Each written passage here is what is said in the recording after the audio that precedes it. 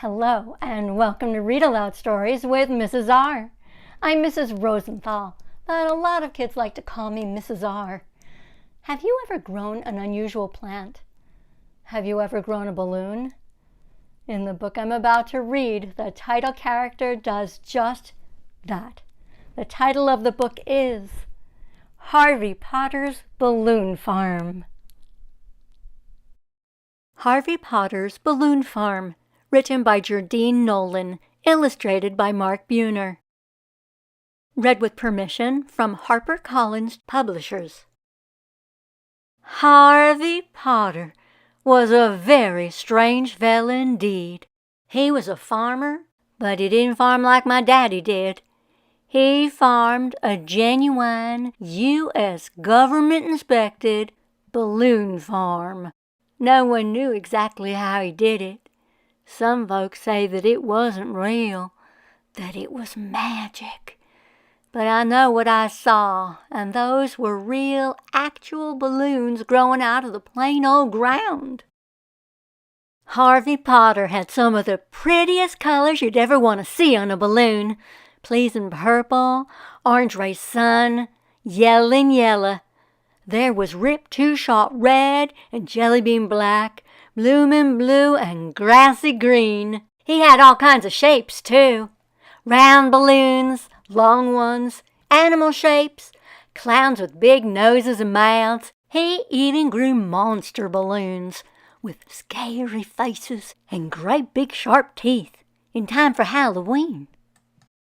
I tell you, Harvey Potter was a strange fellow, all right. To look at him, he was quite plain. Never worn nothing to draw attention himself. His hair was kept close cropped to his head. Overalls with a shirt underneath were his uniform. There was nothing special about his face either.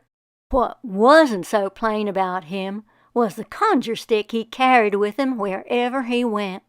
Sometimes he used it to scratch his back, but mostly he just carried it under his arm.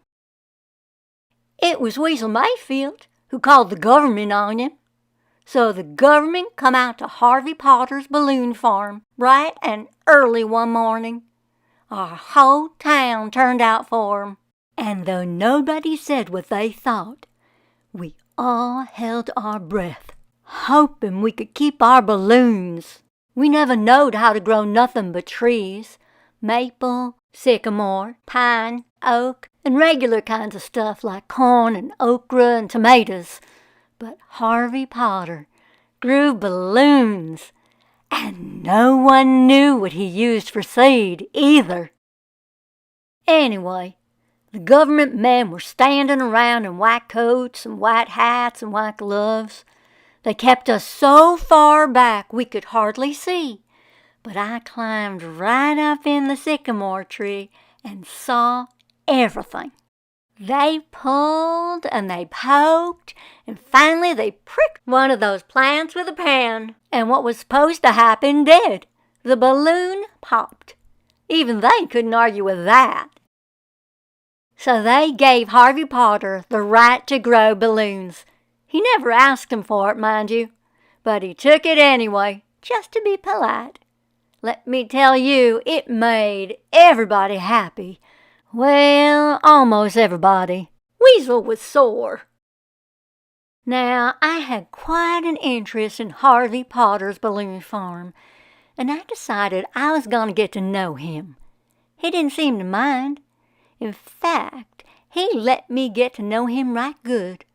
I'd bring him lemonade or sit on his porch and swing in his swing, but he never would confide in me about how he grew those balloons. I didn't pry. After a while, I just liked going around him. He didn't ask you no questions about why you weren't this or that. He just let a person be. He let a person sit and think out loud sometimes. And, well, that's a mighty good thing to do. Still, something in me was a hankering to know. So I decided I was just going to go out there in the nighttime. That was when he did his field work. I told you he was strange. To this day, I am indebted to that sycamore tree and to that big old moon.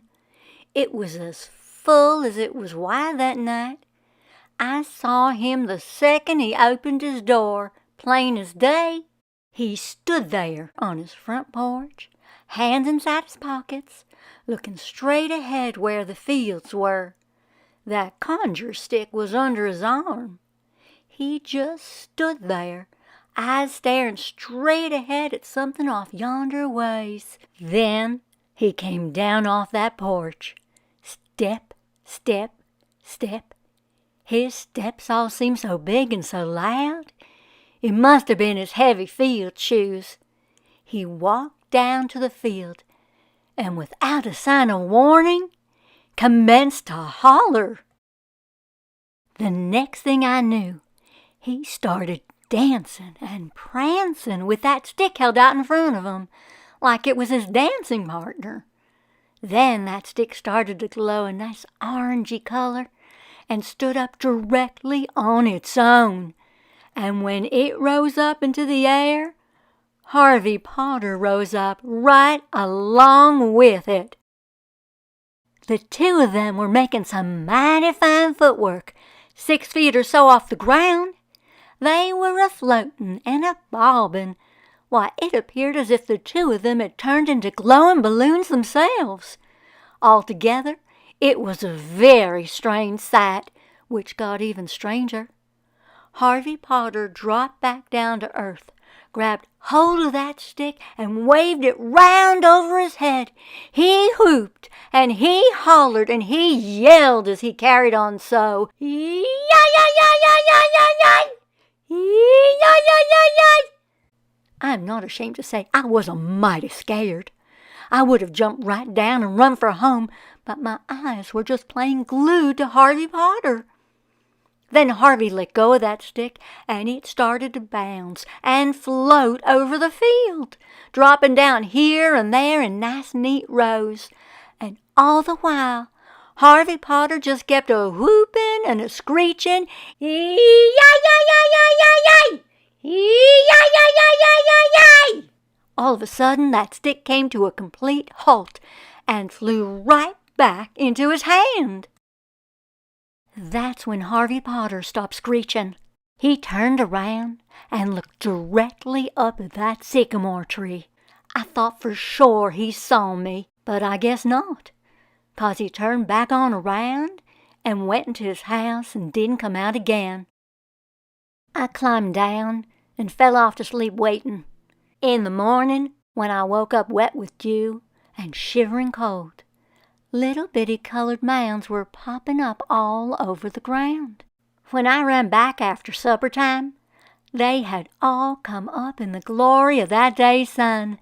I tell you, it was a sight.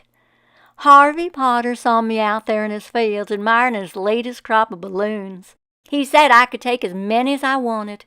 I took 3, a clown and an elephant, and I couldn't resist the jelly bean black one.